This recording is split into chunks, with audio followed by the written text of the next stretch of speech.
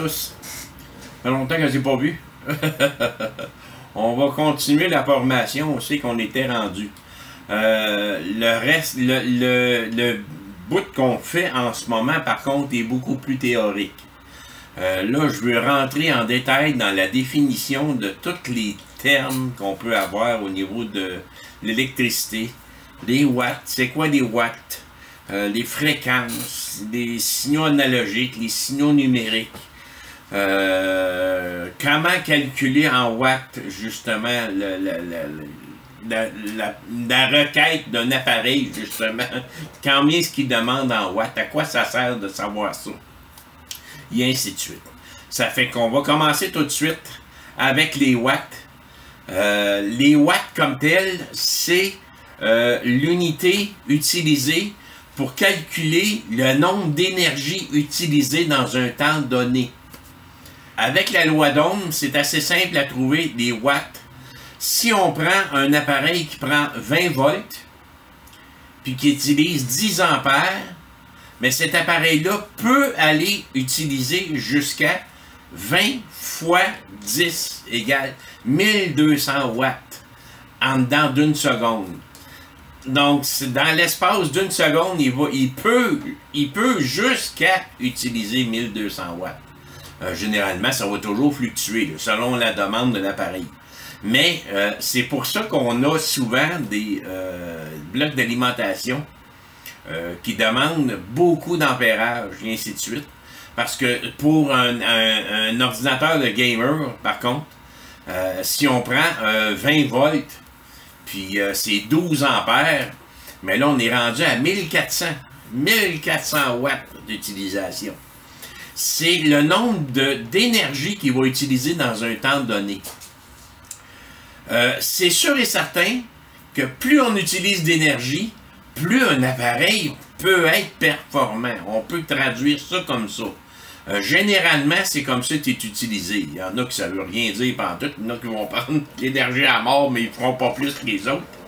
Mais dans la majorité des cas, c'est comme ça qu'on va déterminer la qualité d'un appareil. Si je prends comme les fers à souder, moi j'ai un Wheeler ici. Généralement, les fers à souder qu'on va payer pas trop cher sur Internet, sur Amazon et ainsi de suite, vous allez avoir des fers à souder qui vont utiliser 45, 50, peut-être 60 watts. Quand on arrive dans un fer à souder comme un Wheeler, puis on arrive dans le 70 watts, 80 watts, là on peut dire que c'est un fer de qualité. C'est quoi la différence entre les deux? Les deux vont chauffer à 400 Celsius. Les deux vont être capables de monter à 400 Celsius. La grosse différence va se faire, c'est quand que je vais toucher à du métal avec mon fer à souder. Mon fer à souder de 45 watts va prendre beaucoup plus de temps. Il va perdre beaucoup de chaleur et va reprendre beaucoup plus de temps pour remonter à sa chaleur. Pourquoi? Parce que le métal qu'on touche, la soudure qu'on met, ça fait refroidir la pointe d'un fer. La pointe du fer va tomber. Moi, si je prends mon Wheeler, des fois, là, je suis à 400. Quand je viens pour souder, il va tomber souvent à 350. Mais là, il va se remettre à remonter. L'appareil va corriger pour justement me redonner plus de chaleur pour le remonter pour qu'il puisse vraiment souder. Puis il va le faire assez rapidement. Tandis qu'un appareil de 45 watts va tomber, mais va rester beaucoup plus longtemps en bas. C'est pour ça que vous allez avoir de la misère à souder avec un fer. Pourtant, vous allez dire, hey, les deux, c'est 400 Celsius. Mais comment ça se fait que lui, il a toute la misère du monde, puis lui, il faut être numéro 1? C'est que un a de la misère à se replacer, autrement dit. Même qu'à un certain moment donné, l'absorption de la chaleur par la pièce qu'on soude est tellement haute que le fer à 45 watts ne sera même pas capable de souder parce que lui, il reste toujours trop bas. Il n'est même pas capable de combattre ça. Tandis qu'un autre à 70 watts, oui, il va réussir à remonter pour aller souder ça. Donc, ça, c'est les watts comme tels. C'est l'énergie dépensée dans un laps de temps donné. Fait que ça, c'est pour les watts. Je pense que c'est assez clair pour tout le monde. Et quand vous avez un appareil qui utilise 1200 watts, mais que vous voulez savoir combien d'ampérage il peut tirer, un fer à cheveux pour sécher des cheveux, là. Souvent, c'est marqué 1000 watts, 800 watts, 1000 watts. Mais combien d'ampères qui tire? Ma prise dans la salle de bain, là, je suis dans une maison cheap, c'est une prise de salle de bain qui a 8 ampères. C'est pas gros, là. Généralement, il y a un disjoncteur, mais on s'imagine des affaires. Donc, comment je peux trouver le nombre en ampérage de cet appareil-là? Combien d'ampérage qu'il peut tirer à son maximum? Dans le fond, là, j'ai juste à faire une division. Vu qu'on a fait une multiplication, tension, courant, pour trouver le nombre de watts, si j'ai un fer à sécher les cheveux de 800 watts, qui fonctionne sur 120 volts, combien d'ampérage qu'il peut prendre si ma prise de salle de bain ne peut pas dépasser 8 ampères? Donc, tout ce que j'ai à faire, c'est 800 watts divisé par 120 volts va me donner 6,6 ampères. 800 divisé par 120, 6,6 ampères. Donc, on devrait être capable d'utiliser notre prise de salle de bain de bas de gamme pour se sécher les cheveux. Mais qu'arrive-t-il si j'ai un fer, un séchoir à cheveux de 1200 watts? On va dire, waouh, là, mes cheveux vont être sèches en dedans de 45 secondes. Surtout moi, il n'est pas gros, là. Donc, si je prends 1200 divisé par 120, 10 ampères, notre prise est capable d'en développer 8. Qu'est-ce qui va arriver? Soit que le disjoncteur va lâcher de l'autre côté, ou soit qu'on passe au feu. C'est un ou l'autre. Fait que, vous voyez maintenant comment est-ce qu'on peut calculer ces choses-là. C'est facile à retenir. On est capable aussi de déterminer que, oui, un séchoir à cheveux de 1200 watts va vous sécher les cheveux beaucoup plus rapidement. Mais il faut vraiment faire le pour et le contre. Dans un fer à souder, plus que les watts sont hauts, mieux que c'est. Par contre, si on prend un séchoir à cheveux, ça ne veut pas dire qu'avoir 1200 watts, c'est mieux pour les cheveux. Les cheveux vont brûler aussi, là. Fait que, vous savez maintenant comment calculer ça. C'est assez simple. Pour découvrir la puissance en watts d'un appareil, on a juste à savoir sa tension puis son courant. Donc, 120 volts ou 12 volts ou 20 volts ou quoi que ce soit, divisé par le courant qui est l'ampérage. Généralement, c'est inscrit sur les appareils. Tout le temps. C'est toujours inscrit comment est-ce qu'il va prendre au niveau de l'ampérage, et ainsi de suite. Fait que, pour ça, je pense que c'est clair, net et précis. On va passer à l'autre étape maintenant. Les énergies maintenant en électricité seulement. Je ne parle pas de tous les autres types d'énergie. Il y en a différentes autres. Il y a l'énergie hydraulique, il y a l'énergie éolienne, l'énergie solaire, et ainsi de suite. Moi, je parle au niveau électrique. Il y a 4 types d'énergie qui existent. Il y a l'énergie lumineuse qui provient à partir du soleil. Il y a une énergie électrique comme telle qu'on reçoit dans nos maisons. On a l'énergie chimique. Qu'est-ce qui est produit à l'intérieur des batteries? C'est des produits chimiques qui produisent une certaine énergie électrique. Et finalement, l'énergie nucléaire. L'énergie nucléaire, ça va être bon, ça va être pas bon, on ne le sait pas encore. Il y a du monde qui réussissent à l'utiliser pacifiquement, d'autres c'est moins bon.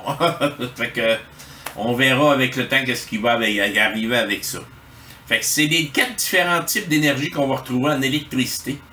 Il y en existe dans de l'énergie au total, le type d'énergie renouvelable. On a l'énergie hydraulique, éolienne, solaire, biomasse, géothermie. J'ai les devant moi, j'ai sorti parce que des fois je ne m'en souviens pas du terme exact. C'est normal, là, je vous l'ai sorti. C'est comme ça qu'on décrit les types d'énergie en électricité.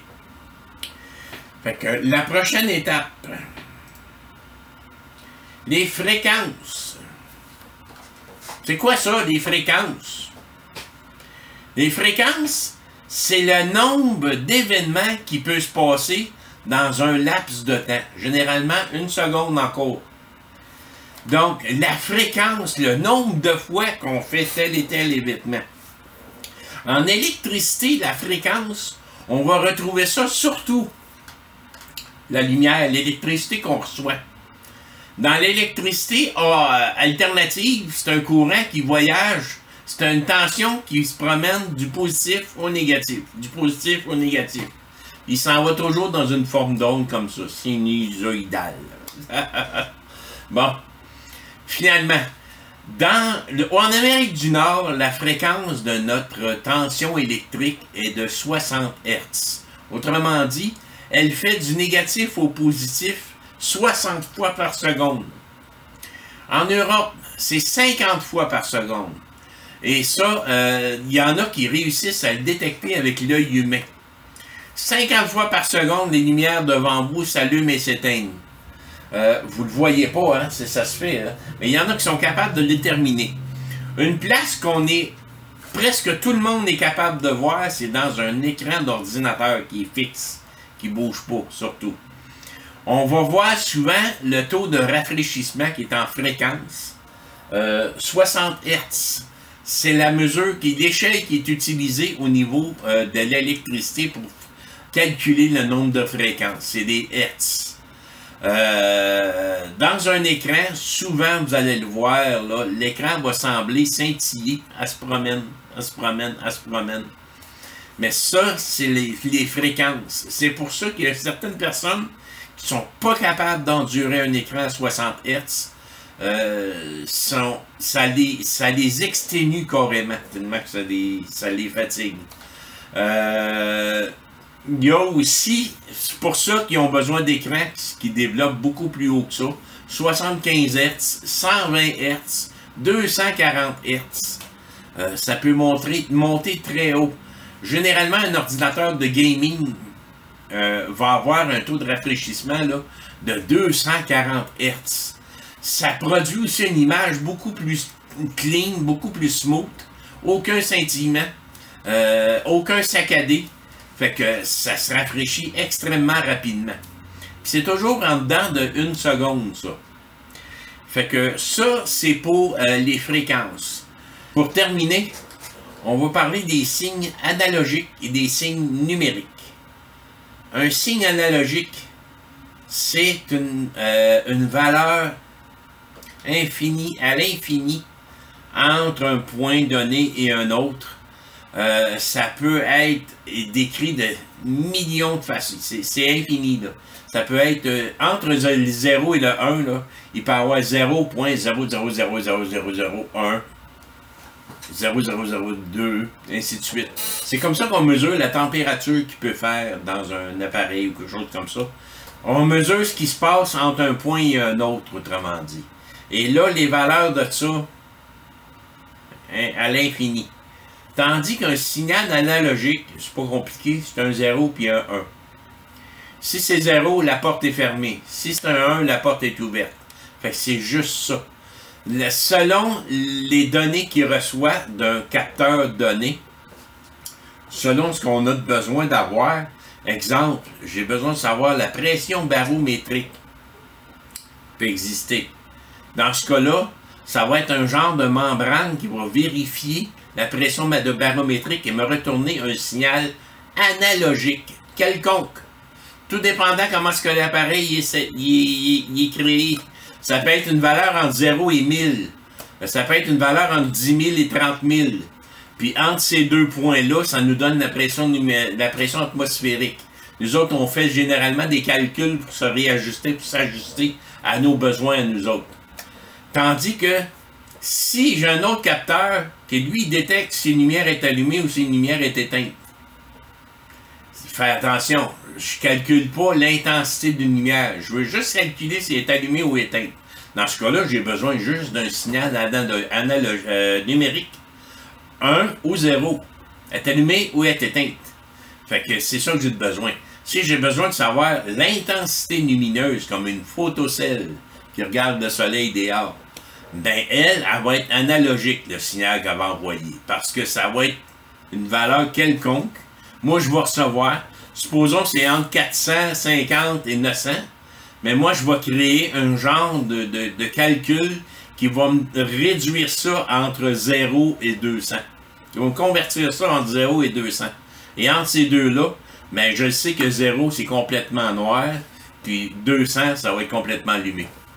Fait que c'est ça la différence entre les signaux numériques et les signaux analogiques. Je pense pour que toutes ces petites choses-là, on avait besoin de voir c'était quoi. Il fallait que j'explique ce que c'était. On est passé au travers. On est à veille d'arriver à des petits projets qu'on va se créer nous autres mêmes. Je vais vous donner des listes de petits articles à commander qui coûtent rien. Je vais même vous dire où les commander. Puis je me demande même si je suis pas mieux de les commander moi-même, vous créez chacun des petits kits, puis vous les revendre à prix coûtant. Là. Je suis en train de penser à ça. Puis on va se créer des petits appareils comme ça. Je n'ai vu un tantôt, là, parce que j'ai fait des recherches. Je n'ai vu un tantôt, c'est assez spécial. Un détecteur de mouvement qui peut fonctionner jusqu'à 1 km. Ça doit être du sport à ajuster à 1 km, là, mais ça peut fonctionner. Un détecteur de mouvement au laser, imaginez-vous, avec une simple photocelle, puis un transistor, et ainsi de suite. Puis j'ai vu ça tantôt, puis j'ai trouvé ça fantastique. On ajuste le laser qui frappe la photocelle, puis si quelque chose passe entre les deux, l'alarme déclenche. C'est simple comme tout faire ça. On voit ça dans les films des fois, là, des lasers partout, là, faut que tu passes au travers. Là. Mais c'est un peu dans le même genre que ça. Puis j'ai regardé qu'on est capable d'avoir toutes les pièces aisément. S'il y en a qui ont d'autres idées pour des petites affaires qu'on pourrait essayer pour faire, go, emmenez-les. Moi, je cherche sur Internet, je regarde sur Internet. Il y a des affaires, j'en ai des plans dans la tête de choses que je voudrais faire, mais on en aurait pour des mois et des mois. Je sais qu'il y en a plusieurs qui ont déjà leur propre projet. Là. Il y en a un qui est même parti pour créer son arrosoir automatique pour ses plantes. Il faudrait peut-être que je le fasse là, pour ma femme ici. Elle aime pas ça arroser des plantes. Fait que j'espère que ça va vous aider un petit peu ce cours-là. C'est vraiment théorique. C'était vraiment théorique ce cours-là.